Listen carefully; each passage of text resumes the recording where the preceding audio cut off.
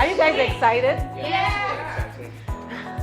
It's so exciting that we're doing our third episode, and there's just so much to talk about. But let's start with last week. Let's start with Friday, the presentations, the live brief presentations. And it was amazing that it was not just a fictitious brand, but one of the top Nigerian banks, Access Bank. Of course, one of us here was fortunate to be in the winning team. And who was that? Take it. Take it. All right, so John Bosco's team came first. It was an amazing experience. But more amazing was the fact that we didn't just visit one agency. We visited SONU, Virus, and Soulcom. So shout out to them for hosting us. And this week we then got fantastic news. We learned that Access Bank requested to get some of the content, and some of it is actually going to go live on Access Bank Day. How fantastic! The global. Die there. Like, put all the commitment into it, and good things will come. Now this week is social media week, and the great thing is, since last week was content week, content sort of just integrated every single week afterwards, right? So even though this is social media week, you're going to actually do a lot of things that have to do with creating content for the platforms that are social in nature. So we started the week with Alex talking about the social media landscape, and then we also had a special guest, Mr. Tola Babala, coming in. He's the CEO of Wild Dreams, to talk about the social media landscape in Nigeria and outside. Well, so let's go on to the agency that actually came in to give us a live brief. Mr. George Mbam, who represents Ringe Africa, Ringe Nigeria, and Pulse. I'm sure every single person knows about Pulse, Pulse NG, all their polls, etc., that you see online. So he actually came and spoke about branding, and then ended his session with the live brief. So what do you remember from his branding session? Amobi, let's start with you. Okay, he talked about how to create dynamic brands. He talked about that dynamic brands should be able to evolve with time, and he made mention of brands like Guinness and Nestle, how they've been able to evolve with the market, the consumer changing behavior and all. Yeah, fantastic. I was going to ask Moye, what do you know from the branding class? Talks about understanding your why. As a brand, you should know why you're in business. What's the reason why you went in business in the first place? That would help you to create a niche for yourself that will differentiate from the other brands. And one thing I took from that is execution is everything. Execution is everything. So you can have great ideas, but if your execution isn't good, then it all falls flat. And then there's this argument about who's king, who's queen, who's like, remember what he talked about? Yes, it's still an ongoing. He also talked about content, and he said we should endeavor to tell good stories. Good stories. So in his words, unlike other people, he says content is prince. Right? Content is prince, context is king, and conquest is the kingdom. Yeah. So let's move on to Tuesday.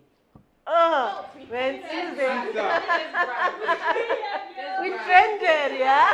And now stew. This is the new stew. Exactly. So we trended in Lagos. Yeah. We trended in Lagos, and not just one hashtag, but 2 hashtags. So we had a session with Twitter influencer Mr. Ademuyiwa Taufik. He is the founder of the platform called Discuss_NGR, which is a political discourse platform online. But besides that, he's a Twitter influencer because he has thousands, tens of thousands of followers.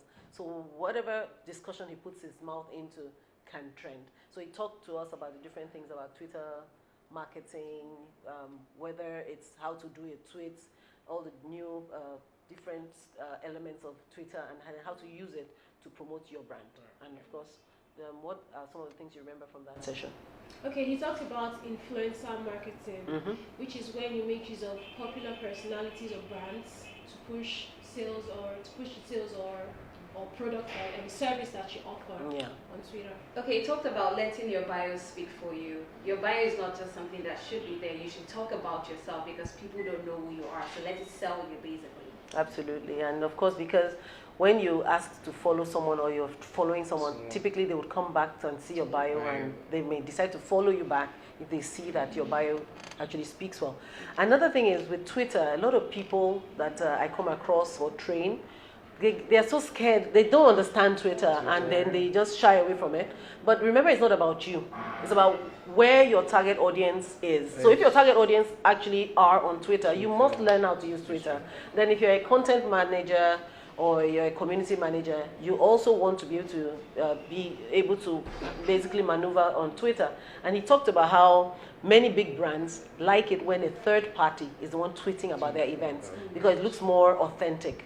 So it means if you're very good with your Twitter management, you'll then be able to, go to maybe an Access Bank event or a GT Bank event and basically do a live tweet, and there's a lot of money to be made from that. And of course, even if you're not making money, you can grow your target audience from that. All right, so let's talk about the creative director of SOU. He came, Tiger. He came and he talked to us. Remember? Yes. So he talked about storytelling. I think his session on Wednesday was like just mind blowing. Awesome. I didn't want to go home. I didn't want to go home. I wanted him to keep talking and talking. Remember, he talked to us about 7 different types of storytelling, and he also talked to us about 6 powers behind stories. So let's just maybe mention one from each one. Okay. So For me, he talked about stories that tell about a quest for something, a quest about something. So basically, when you tell stories of quest, you have to put the suspense, the intrigues into it to captivate the people. so sort of like adventure stories. Adventure stories, I say. Okay, so he talked about power of honesty, and he used KFC as a sample for that.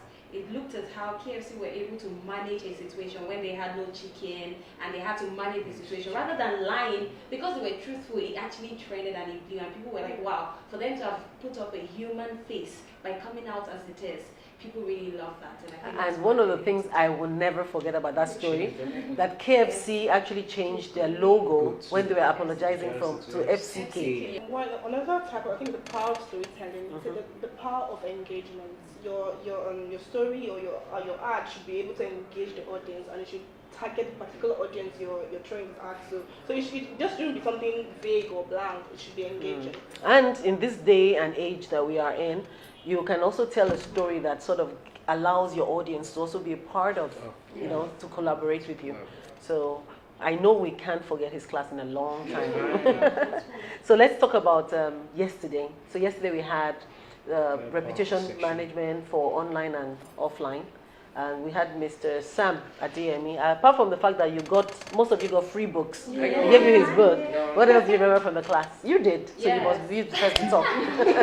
Okay, he talked about always emphasizing on your strength. Don't put out your weakness to people. When you meet someone, the first thing you should put out is your strength while you work on your weaknesses. This person. Okay, yes, he said to build your reputation, you should take the SWOT analysis.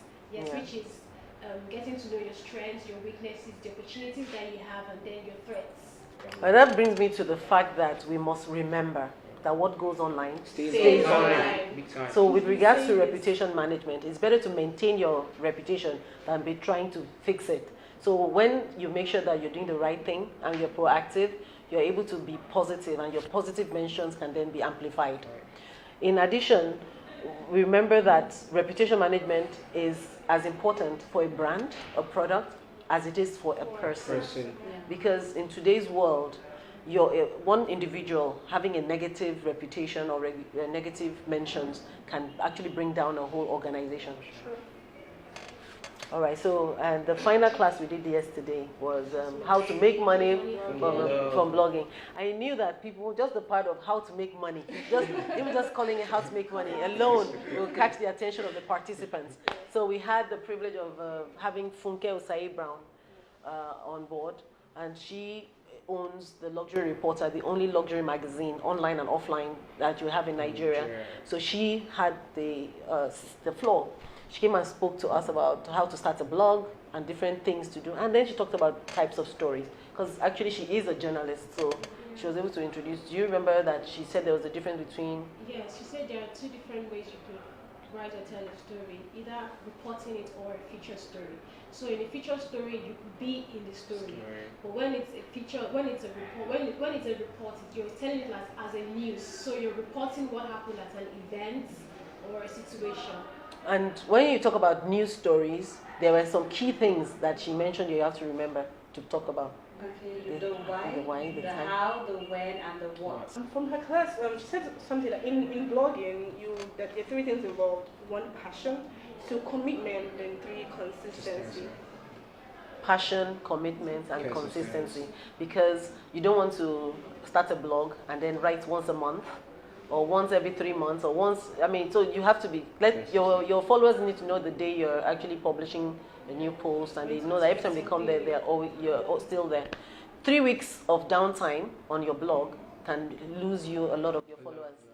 All right, that's fantastic. So let's give ourselves a round of applause. We're all listening. Now let's talk about something that trended in Nigeria. One of the, I mean, there's this Maggie ad. Maggie Star. So the ad is actually something on a woman, whether or not a woman deserves the help of a man. So the controversy there is, why would a woman that is like today's modern day woman, she's taking care of her kids, she's going to work, doing so many things, then she comes home and from the way the ad looked like she go home even after her husband. Yeah. The husband was just there, and then she got back and still had to start all the food all on her own and everything. So is that right? Is it not right?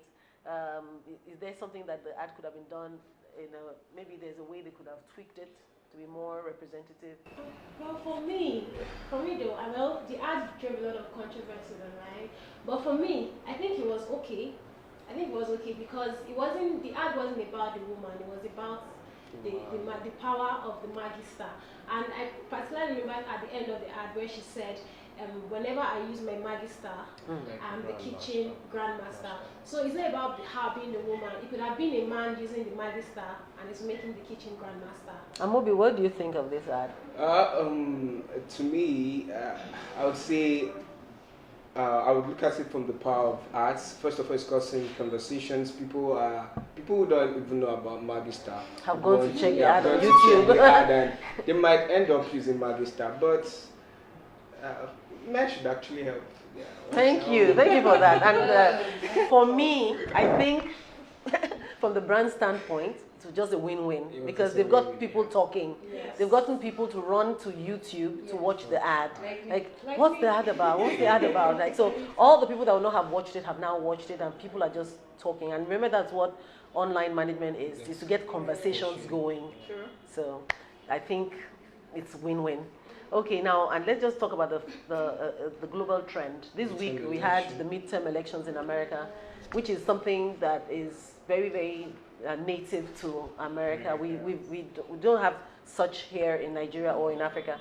So my question is, would you think it would be a good thing for us to have midterm elections in Nigeria?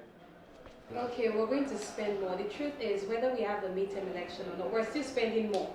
Because the money you're talking about, like they divert it into the midterm election, people are taking it. They're not even sharing it. So whether or not why not you just do use it, it to the election?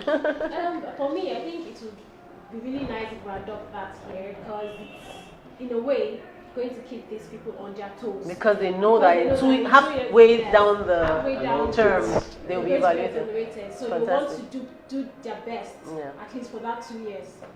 That's what I think. Talking about spending more, I think you don't have to spend more because we could have online polls. Yeah! High five away. Yeah! Power of the internet. Yes. We can actually, so let's bring in the midterms. Online midterms, yeah. So I think now we're on our way to Pulse, NG, Ringe, Africa. We're going to do the presentations for this week, the live brief. Yeah! May the best man May the best team win. Best team win, not best man. Oh, best May the team. best team win. Yeah, All right. So we bid you farewell, and we'll see you again next week for another episode of Trends This Week.